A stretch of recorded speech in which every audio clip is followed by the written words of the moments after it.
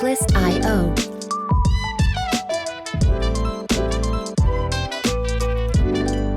Assalomu alaykum do'stlar. Bugun suv nasoslarini obzor qilamiz. Avtomatik suv nasoslarini 4 xil suv nasosini obzor qilamiz. Ya'ni buni birinchisi medniy mis obмотка, сухой zashtalik 25 talik vaqt bo'ladi. 300-400 variantlik, 400 lik varianti bor. Bular 3 ta 4 ta точкаga bitta xo'jalikka yetadi. Keyingisi o'shani medniy bor.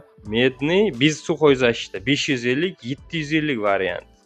Ya'ni bular сухой защитasi yo'q, lekin ishlashi, suvni yetkazish berishi bir maromda bo'ladi. Mana avtomatikalar ham katta avtomatika bo'ladi bularda. Ya'ni davleniya chiqarishi hammasi normada hisoblanadi. Ya'ni 5 ta 6 ta точкagacha ham yetkazib beradi. U asosan uyingizda shu turbani uzoqligiga bog'liq.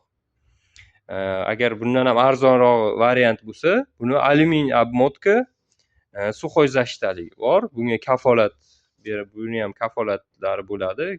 Ya'ni 1 yilgacha kafolat beramiz hamma tovarga.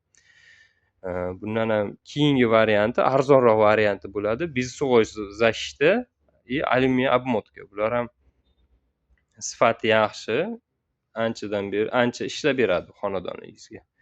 Bular ham 370, ikkalasini ham 370-250 varianti bor.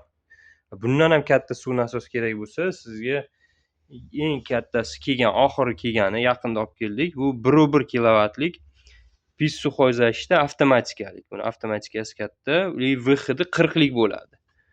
Bu ham tegishlicha yetkazib beradi. Ya'ni 6 ta 7 ta точка, 2 etajgacha bo'lgan masofaga ham va ko'pgina xo'jalik ishlariga ham bemalol yetkazib bera oladi. Shu kelaverasizlar, hamma variantlardan qilib beramiz.